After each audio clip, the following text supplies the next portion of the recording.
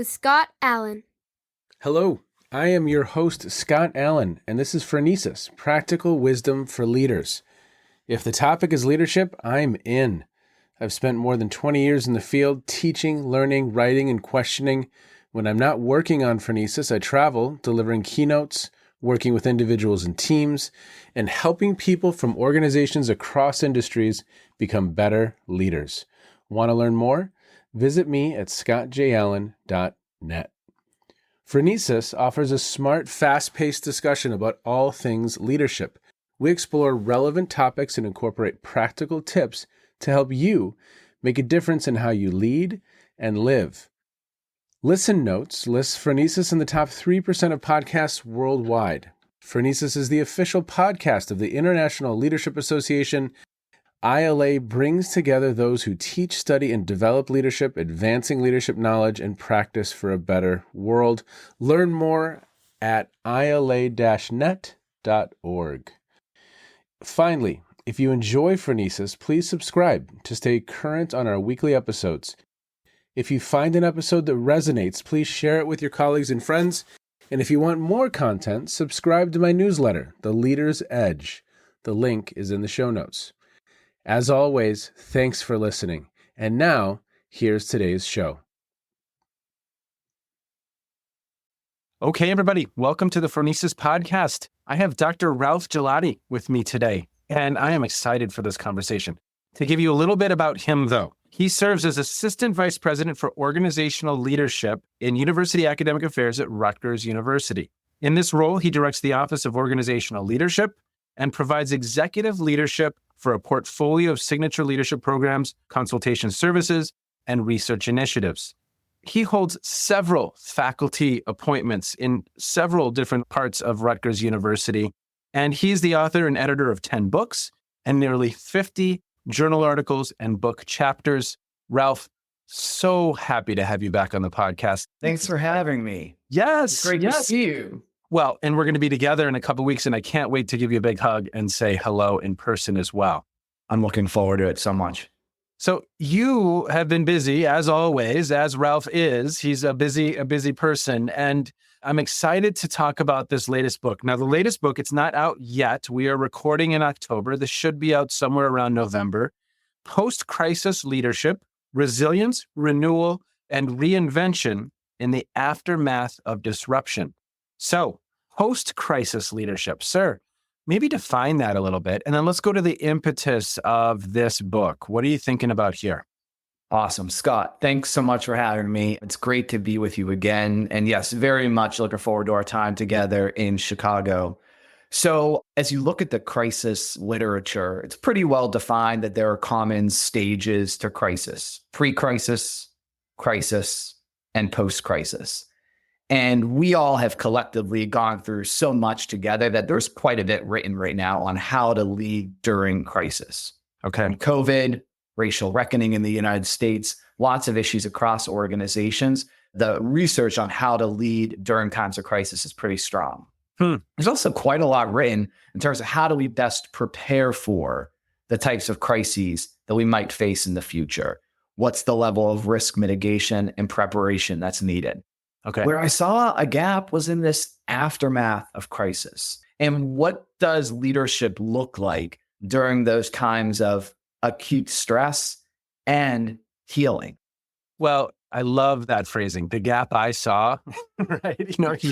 Here's where we need to know a little bit more about how we navigate this. We've got we've got actual crisis, and then we've got post. So how are you thinking about post-crisis? In organizations, we've gone through this event. How do we respond after the fact? What are some of the best practices that you've landed upon? Yeah, I'll first start, Scott, with a little bit in terms of like what led me to study this. And there were sort of a couple of factors because it'll get into the framework I propose in the book. On July 7th of 2021, my mom called me, letting me know that her doctor had called with a formal diagnosis of stage 4 gallbladder cancer.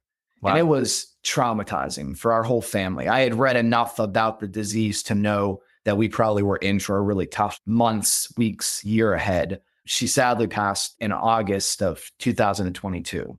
So as I was going through this personal challenge and trying to support my family and my dad and my brothers, and of course, be there for my mom, I was also on the professional side having tons of conversations with colleagues and coworkers at Rutgers and across higher education who were thinking about how to lead in the aftermath of what we've all experienced as some collective trauma, right? Yeah. How do you move forward when some folks are immersed in crisis and others are longing to look ahead past crisis? And there's a paradox there in terms of how we can best lead during these times of tragedy and turmoil. And I was experiencing this personally and trying to sort of think about who I am as a dad and a son and a father, while also thinking about how I could best support colleagues who were thinking about this post-crisis period. So the writing process for me, Scott, was, as always, pretty healing and cathartic to write about these issues and to study how leaders were engaged in post-crisis leadership. And I hope it's a book that would make my mom proud as well. So there are 5 key leadership practices that I highlight in the text. Okay. That post-crisis leadership involves the need to encourage learning, to cultivate resilience, to encourage meaning making, to pursue reinvention, and to advance renewal.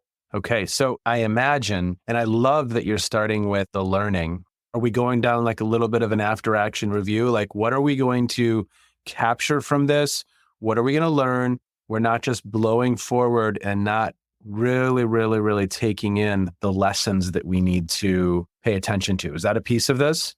That's so accurate, Scott. Absolutely. And I find, and I don't know what your listeners think about this, but we are often these days jumping from crisis to crisis to crisis, and perhaps not engaging in a post-mortem that would allow us to truly dissect what worked well and what we might do differently next time based on what we've encountered during the crisis. Additionally, who's involved in that collective learning process? So I focus in this book on colleges and universities because that's the site and space that I'm most familiar. But I think it's a framework that could be broadly accessible in terms of who's involved in these post-mortem conversations to encourage learning. Well, and so within that learning process, I imagine also that you are really focusing on not only the learning, but in some ways, I mean, the context has changed. And so we need to learn, and there's probably going to be some experimentation that we're engaging in as we move into this new reality. Is that another personal reason or another reason that you included this after action review, this postmortem, this period of learning? How are you thinking about that? I think it's an interesting question. I mean, 2 of the examples that I draw upon in that particular chapter are a bonfire collapse at Texas A&M, and then also the tragic shooting at Virginia Tech in 2007. And so I analyzed some of the reports that were published in the aftermath of those 2 tragedies, and also looked at the different policy changes and procedural changes and cultural changes that were enacted based on the learning from those 2 incidents. And I think it gives us a lot to consider in terms of how you can better engage in post-crisis leadership learning, and then to what extent that learning can shape policies, procedures, and practices within the organization. Yeah. Okay. So we've got the learning phase. Remind me of number 2. I didn't write it down. Number 2, cultivate. You'll have it memorized by the end of this, though, I'm sure. Cultivating resilience. Okay. And may I talk about resilience and renewal and conversation with one another? Because I think it's just such a helpful. I was introduced to this distinction. I attend leadership conferences. I'm also my Ph.D.s in communication. So I draw heavily from communication scholarship in the book. Resilience often is described as the ability to bounce back to what once was. And renewal often is about a looking ahead to envision what might have never been had it not been for the crisis. Okay. So renewal is very prospective. It's very forward-looking, and it invokes, for me, healing personally, professionally, spiritually. And I think both are made possible because of effective leadership during this post-crisis period. How can we learn together, going back to that first practice, how can we cultivate resilience as a communicative practice through processes of convening, discourse, dialogue? And then how can we heal and look ahead to what may have never been had it not been for the crisis? Oh, I love that framing. I mean, I really do. So in the example of like a Virginia Tech or the bonfire collapse, Are there some examples that modeled that well, or did they not model that well in your research? Yeah. So I actually, in the resilience chapter, focus a little bit on the crisis at Penn State and the crisis from a couple of years ago and some of the interviews that I had the opportunity to conduct on the campus in the aftermath of that crisis. The words resilience, Scott, were invoked time and time again from so many of the leaders who I spoke with. And I think if you look at the data in terms of how an institution of that size was able to support victims in the aftermath of a really horrific tragedy and lean on those core values that make the place distinctive, that spirit of resilience was one that was presented several times in the conversations as something distinctive about the place. Yeah. And I would just say in the renewal chapter, I think we could all look at different examples about how our institutions have responded to COVID, issues related to racial reckoning, and even today with some of what's happening globally, particularly in Israel and Palestine, in terms of how we can create space for dialogue and healing on issues that are just so complex.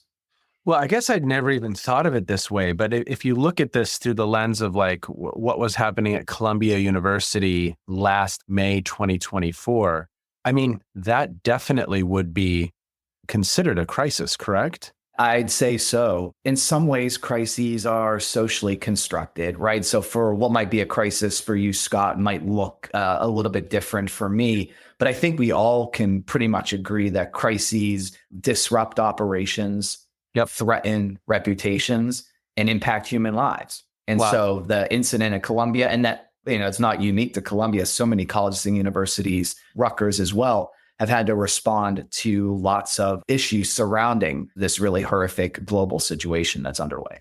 Yep. Oh, for sure. Well, okay. So a few more things from the book that you want to, I don't want to give it all away, but I want to entice listeners, right? To pique their interest, so to speak. Thank you.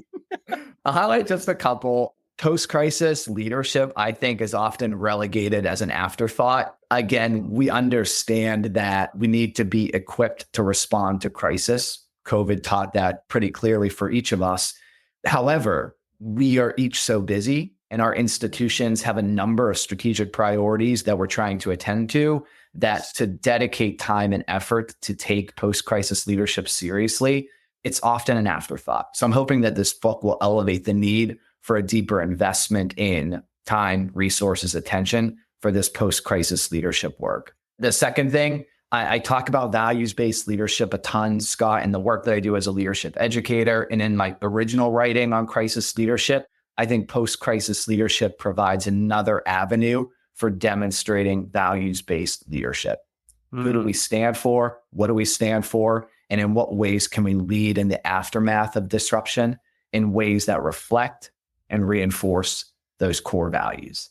But that also really, really, really requires leaders to ensure that we have done some of that pre-work, that we are anchored and we have a strong foundation in that. Wouldn't you agree? Absolutely. When you think about, too, Scott, that reservoir of goodwill that's necessary to draw upon after the crisis, this has to be accounted for prior to the incident or disruption. How are we engaging in the work of trust building prior to the disruption itself? Yeah. So that becomes, I think, a huge distinguishing factor. Oh, yeah. And if we haven't done that work, if we haven't laid that foundation and really are clear in who we are, what we stand for, I imagine even in that resilience and renewal kind of stage, it feels to me like that would be a through line throughout. I mean, that would be critical for us to be successful, is to be anchored in that. And a critical role of the leader to remind individuals and bring people back, because all of this noise throughout the process, if we're reminding and coming back to that kind of core, I almost think of it as like a lifeline for the leader, that we're coming back here and this is who we are and what we stand for. And at least in part, keeping some of the focus on that, because everyone's focus is going to be all over the place. That's so well put, Scott. And gosh, how important that is as we think about an upcoming national election, as we think about, I know you've talked about this with a number of your recent guests, increased polarization. What is that common ground upon which we stand? Yeah. And when we face disruption, whether it be the kind of personal crisis that I mentioned early on in our conversation, or the kind of collective crisis that we each endure at our organizations time and time again, to what extent can that common ground provide us with stability and security? Yeah, because as human beings, we are going to more easily see the differences and the gaps rather than we are Americans, the United States of America. That's underneath that. I feel like this is the start of a political campaign for you, my friend. I'm ready. Let's do it. I would vote for you. How are you? Okay, you had a third element. That I interrupted you. My third, and I don't think it's groundbreaking in any way, but I think for all of us who have an interest in leadership, scholarship, and practice, I think it would be a common theme across each part. Just people matter. Yeah. People matter. And when you think about particularly this theme of leading reinvention, the change that's made possible in the aftermath of crisis can be exciting. Some have described a crisis as a necessary corrective, right? Wow. It introduces new ways of thinking that perhaps weren't possible prior to the incident. However, crises impact each of us disproportionately. And so if we're going to pursue reinvention, if we're going to pursue change in the aftermath of a crisis, we need to take stock of how people are feeling and how we can bring people along in pursuit of that reinvention. So for each of those phases, I think that the importance of people and principles becomes really critical. Wow. Well, I'm excited to get my hands on this, Ralph. I mean, I think I always love how you're thinking and how you're framing these topics, and it's just so valuable. And I could not agree with you more. I imagine for listeners that this is highly relevant to any organization who is in any way, shape, or form thinking about how to proactively be prepared. The lessons are there. What are a couple other things that really stood out for you, maybe even surprised you as you went through this process of writing the book? What was it that made you think, oh, wow, I hadn't ever considered that. I hadn't thought of that. That's not something that I would have expected while going through this process. There's always a couple of those little gremlins that just are right there. And you're like, oh, perfect sense. Yeah. Well, I think there's two that initially, I love the way you frame the question too. The ways in which we can engage in leadership and it's not just higher education, but in any kinds of organizations that have shared governance or decentralized systems for decision-making, I think it makes the work of post-crisis leadership even more complex.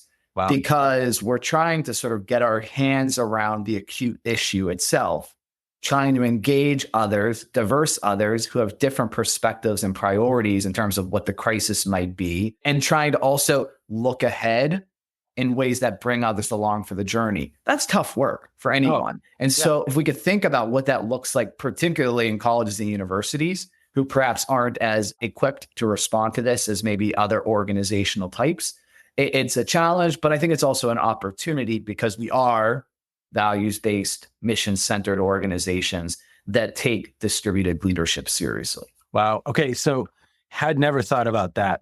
The context matters greatly. It could be a community that's responding to a crisis. So that could be even the city of Asheville right now as we're recording. They're still really, really struggling through. So it could be that context where it's, again, to your point, it's not a very structured, hierarchical organization where a smaller group of people have authority to make a lot of decisions, or to your point, a campus where that can be spread out quite a bit. So I'd never thought of that, but context matters greatly. Thanks for bringing that up too, Scott. It does. And even when you look at sort of who is demonstrating leadership in a case like Asheville, of course, we're looking to federal partners and local state agencies for support.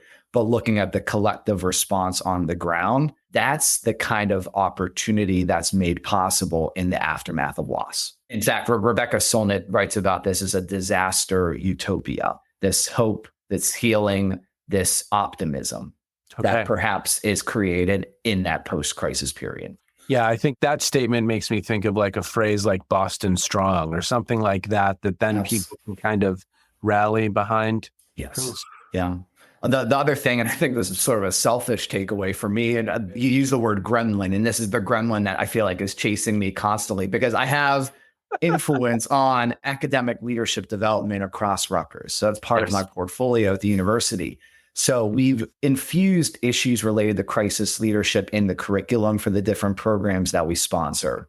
Nice. How do we teach others about post-crisis leadership when we are at times barely keeping up with all of the work that's on our plates today? So that fatigue, that burnout, the kinds of issues that I think so many of our listeners can probably understand and are living through themselves.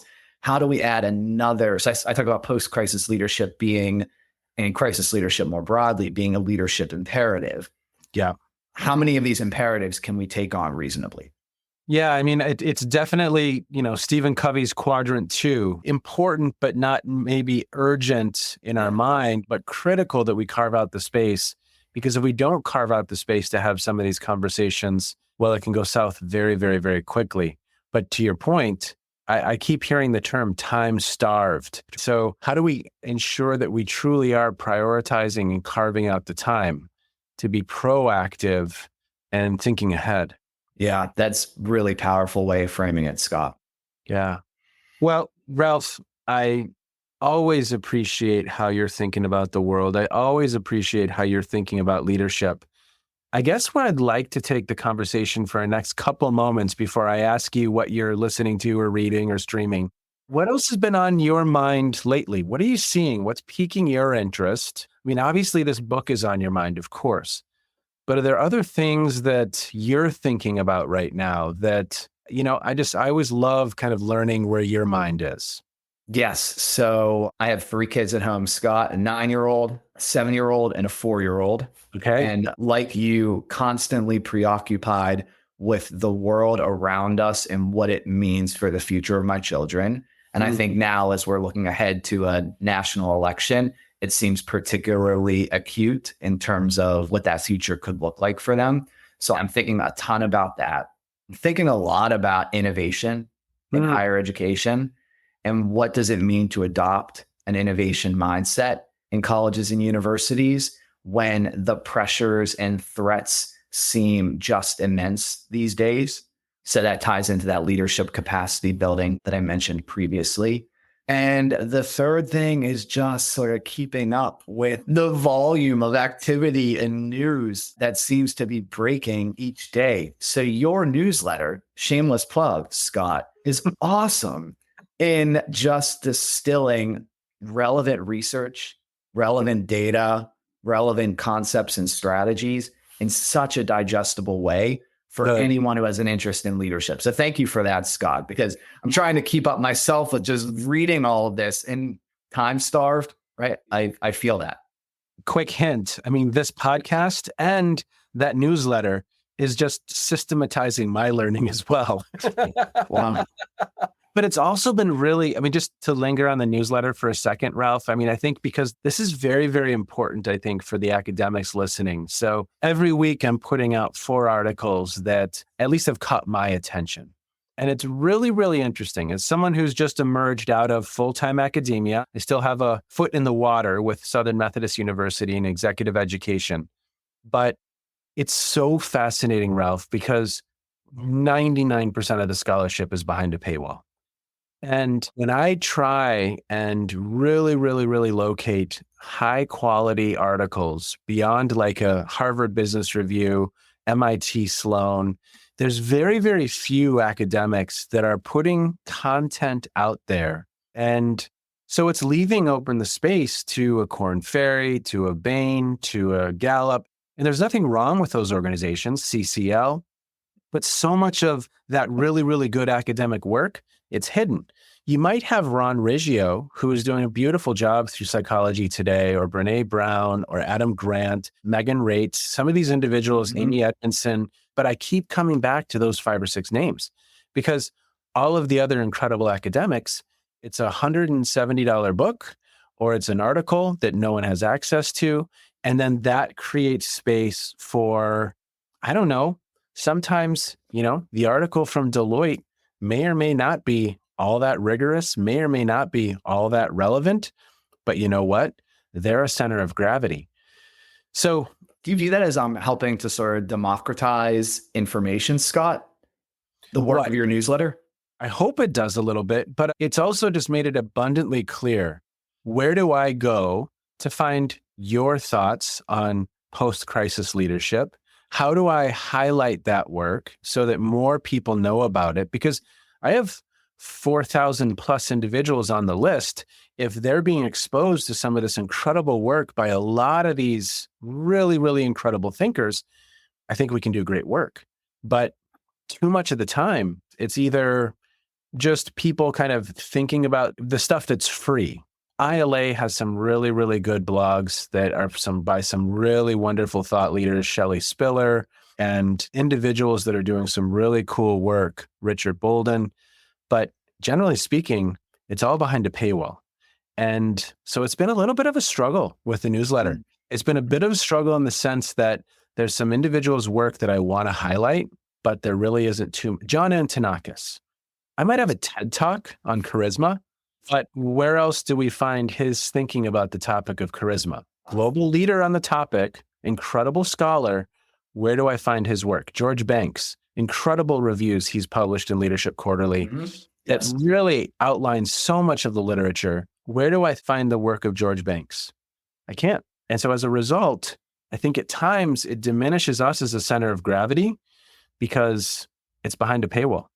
Wow. Well, I mean, and what that raises for me is sort of how information can be made, and especially this expertise can be made broadly available, and appreciate what you're trying to do with the newsletter and tackling that. Yep. And also, I think it raises perhaps a broader existential question about the role of the university and what it means to be immersed in community, and how information that's being developed and generated and discovered is being shared more broadly in a community engaged, community participatory manner. I know we think about this a ton at my institution, but it's a national, global issue now. And to what extent can this expertise be shared more broadly beyond the paywall? That's a huge question. Oh, Joanne Chula. She's at Rutgers, global expert on ethics and leadership. Yes. And this is not in any way, shape, or form a knock on these individuals. It's just, I wish more of their work was out in the world. And so, Ralph, I'm trying to find some of that because sometimes you have to dig a little bit. Maybe there's an interview with Joanne from years ago, or maybe there's something. But oftentimes, unless it's Megan Rates, Amy Edmondson, Adam Grant, and they have a website, Wendy Smith, she does a great job with their work on both and thinking. She's a great scholar. But other than that, it can be a little bit difficult. Ron Riggio with Psychology Today. So that's been a really, really fun project because in some ways it's kind of highlighted what I kind of see happening on the larger scale, where you have individuals, and again, I'm not knocking on these individuals, but a Jocko Willink becoming more influential in the landscape of leadership learning than any of those scholars that we've mentioned. Yeah, well, I mentioned innovative leadership earlier as a topic that I become really interested in. And I think, Scott, what you have here with the way you're thinking about it with the podcast, how many have you done now? Hundreds? This will probably be episode in the 250s, roughly. I mean, so yeah, so just incredible. About a treasure trove of great insight. And the newsletter, I mean, thank you for the work you're doing to get these ideas out there to the world. Yeah. And the podcast is a great way to highlight some of the work of great scholars for sure. But there's so much good content that A, we need to be better at translating sometimes. And B, we need to be better at disseminating so that the world can hear from some of these individuals. John Maxwell or Ken Blanchard, they are marketing machines. And do they have some good content? Of course. And I'd like to see some other names out there. So if we don't have similar marketing budgets, how can we do this, right? And you're helping with that stuff. Innovation, Ralph. Well, okay. As we begin to wind down our time together today, sir, what's caught your attention? What have you been watching, streaming? What have you been reading? It could have to do with what we've just discussed. It might have nothing to do with what we've just discussed, but I'm curious. I'm very, very curious.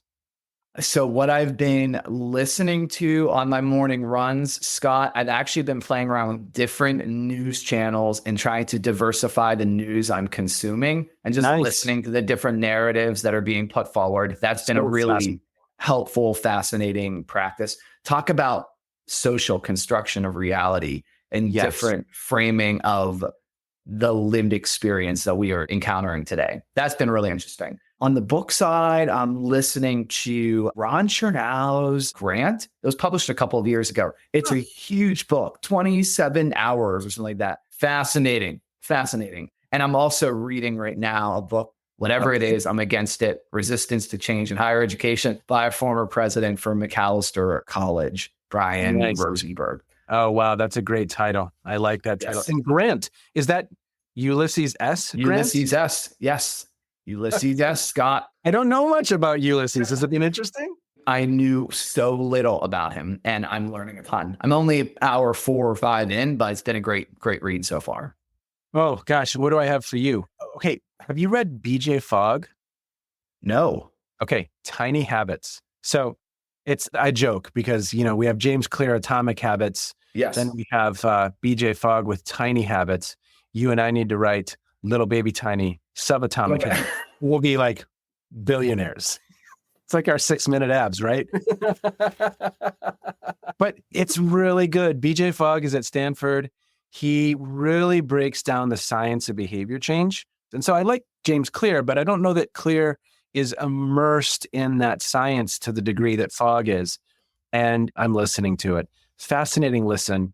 And it's so core to our work of trying to help individuals develop, learn, grow. And how do we engage in that work? And it's that knowing doing gap as well. Like, okay, yeah, I was literally speaking with a leader this morning and she said to me, I'm struggling with emotional intelligence in the face of some of these challenges. And just like in parenting, as you know, it's very easy to say, yeah, as a parent, you need to model emotional intelligence. And both of us look at each other and say, yes, yes. And then drop us in and see you fail, right? Absolutely. Yes. And so, this leader was observing that she was struggling at times in the face of some of these challenges, modeling emotional intelligence. And it was just beautiful. Okay, so now we have an individual who wants to better model emotional intelligence and they're trying to close that gap. How do we change behavior? And it's good. It's really good. Yes. So there's course too on this? Yeah, he has a course. It's like you can do the online asynchronous for $299, and then there's a live course with him. But I'm just super intrigued, Ralph. Super intrigued. Yeah. Thank you for the recommendation. I'll definitely be reading after you get through Grant's hour 90 of Grant's book. Yes. This book is 77 hours. I don't know. I'm sure there's a word for this. I'm the kind of reader that like I can't stop, right? Like, so I'm gonna read this, but like even a book, this is a good book, but a book even I'm struggling with, I have to finish it. You commit. Yes. Yeah. So good to see you, as always, sir. Likewise. No, I appreciate it. It's always a pleasure, Scott. Thank you. And thanks to those who listened in. The book is going to be published by Rutgers Press. I'm really excited to get this work out there and just grateful for this platform. So thank you, Scott. You bet. And for listeners, we're probably going to be releasing this after the book has been released. So there'll be links, all kinds of links in the show notes for you to access this work. And Ralph, is there anything that you want to say as we close out? One of the other really exciting things I've been involved with, in addition to my work at Rutgers and my involvement with ILA, is serving as the president for NCCI, which is the Network for Change and Continuous Innovation in Higher Education. And I know a ton of your listeners are interested in change leadership or doing change leadership at their college or university. So I thought it could be a cool opportunity to highlight some of the work we're doing. Oh, very cool. Okay. So, oh my gosh, we have 2 more people on the Zoom now. What's going on here? Rick, tell us about you. Hey, Scott. I'm Rick Wernoski, Associate Vice Chancellor for Operational Excellence at UNC Chapel Hill. And I also am serving as the President-elect for NCCI. I'm happy to be here. Awesome. And Kim, you're in the room now. I am, Scott. So good to be here. Thanks. I'm the Senior Director, Organizational Change and Culture, and the immediate past president of NCCI. Oh, wonderful. Okay. So, Rick, how have you found your experience in NCCI to be helpful? And in what ways are you engaged in change leadership, organizational effectiveness at your institution? Tell us a little more. Once I found NCCI, I felt like I found my people. And you'll hear that a lot from our membership. It's a membership of like-minded people that have a passion for transformative change. And so I think about, in addition to the formal programming that NCCI has, I've benefited from the thought partnership that is just a phone call away. And so recently, a couple of members of my team, Operational Excellence team, and I had the opportunity to visit the Strategic Consulting Group at Georgia Tech, as well as the Institutional Excellence team at Clemson University. And it was a great 2 full days of just sharing and learning from one another. And back at Carolina, so I was charged in 2018 to start the Office of Operational Excellence. And since then, I've had the opportunity to work with many areas of campus, working on faculty and staff hiring process, space governance and optimization, and the student registration process as example. We also have worked on executive level priorities, such as our building out our innovation junction and our Carolina Community Academy.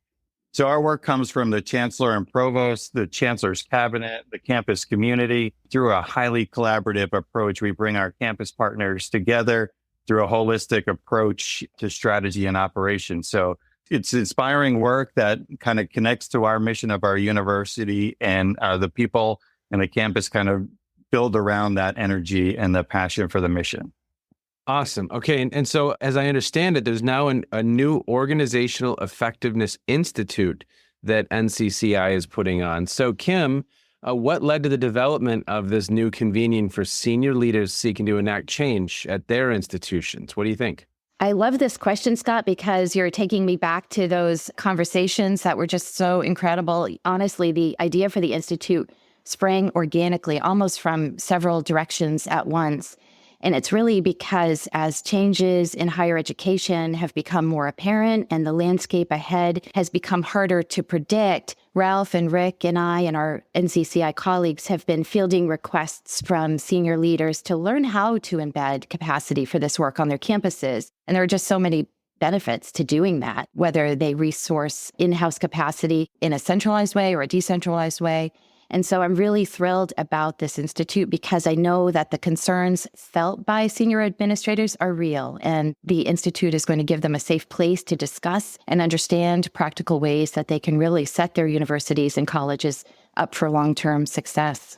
Great. Okay. So that's awesome. I'm going to put some links in the show notes. And Ralph, is there anything that you want to say as we close out? There's so many challenges and pressures facing higher education right now. So to build internal capacity in order to do this work well, to lead change and transformation, I think it's an important undertaking across higher ed right now. So I'm so excited, Scott, that you would allow 2 of my great friends to join us for the last part of this conversation, and would just like to plug the great work that's being done across ILA and across NCCI to really help advance change. Oh, that's awesome. Okay. Well, thanks for the good work that you all are doing. Yes, a lot of seismic shifts in higher education. And how do we stay ahead of that? How do we do that work well? And change. Oof. Wow. Much respect to you all. Thank you so much for joining me. Take care. As always, be well. You have just finished another episode of Practical Wisdom for Leaders with Scott Allen. To contact me, visit scottjallen.net or send me a note at scott@scottjallen.net. I'm also on LinkedIn, so let's connect. If you have feedback, I'd love to hear it. And as always, thank you so much for listening. And now here's my daughter, Emily, with the outro.